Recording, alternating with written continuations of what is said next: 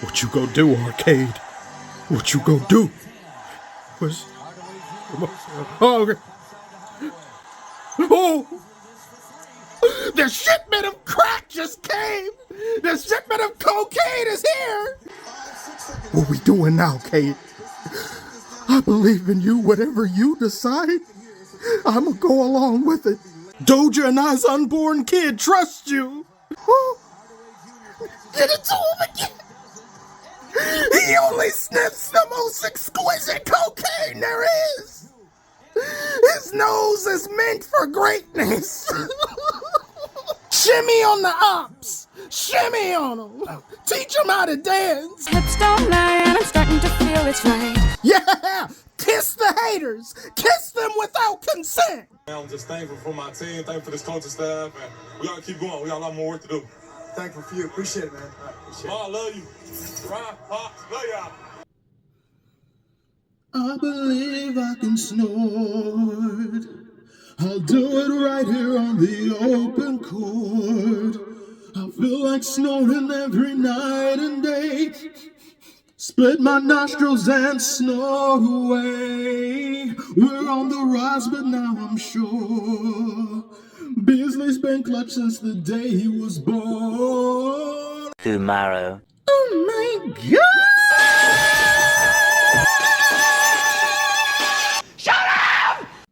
I'm sorry, I lost control again. There's no need for violence. I'm in a bit of a difficult spot here.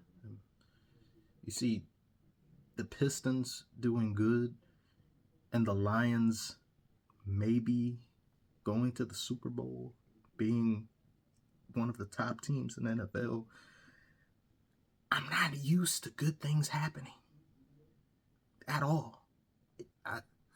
I'm frightened. I'm terrified because I feel as though if I begin to celebrate, bad may happen. Like who know? I could say we're on the rise and then we lose 20-something games. I'm afraid.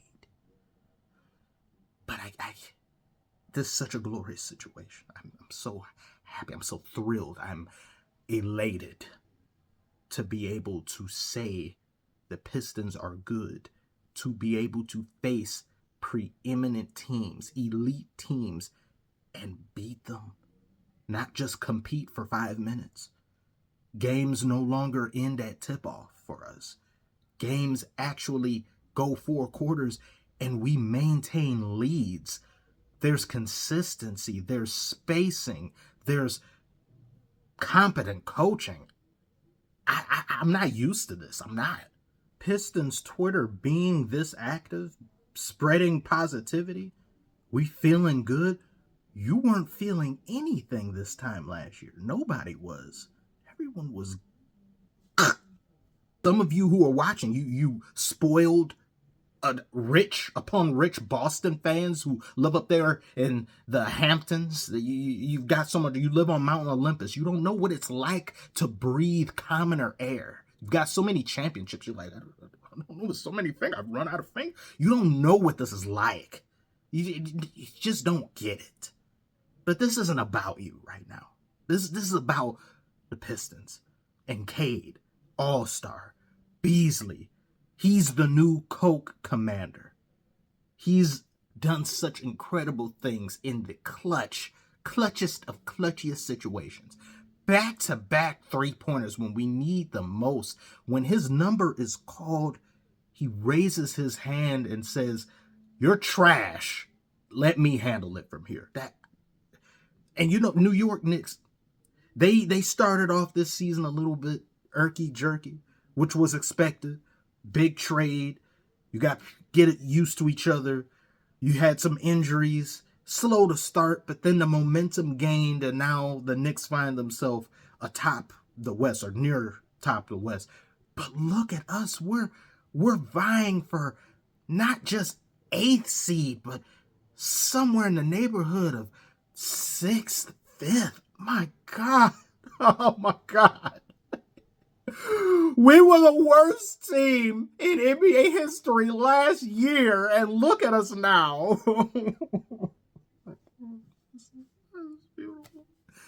Oh, and against Jalen Brunson Burner, and Cat.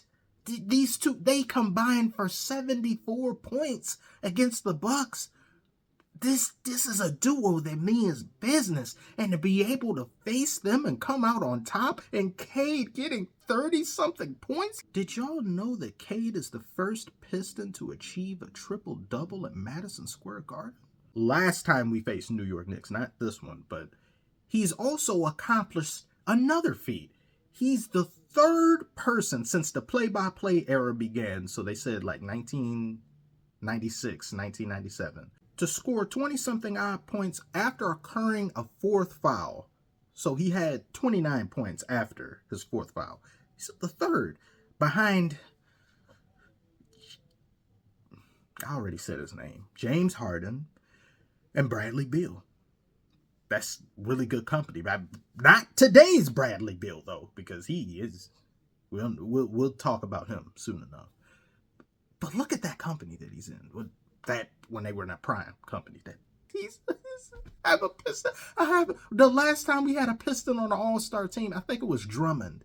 Look at how long that was ago. It's like people are now seeing what I have been trying to tell them. I've been seeing it for so long, but we just couldn't tell because the roster, like I said, was just constructed so poorly. And to see him get double teamed, it's respect. Oodles amounts of respect. They're picking up Cade at, like, sometimes I'm seeing them go down there to full court and try to pick him up. I'm seeing him draw the attention of 2-3 elite defenders because they're trying to close out on him. Then he goes and dishes it to, you got Hardaway or you got Beasley, knockdown shooters for us. So many options for him now. He never had any of this. How he and Duran play off one another. Duran and Isaiah Stewart, they set up such great screens for Cade. They give him so much room to work. The team can only get better. Imagine if we were to actually trade Beasley. I wouldn't want us to, of course, because, I mean, we need at least one drugged out player on our roster. Everybody should at least have one or two. But we would get a lot back for him, I imagine. But we don't need to talk about that. That's something you do maybe at the end of the season. I mean, maybe if he wants to stay, I don't know.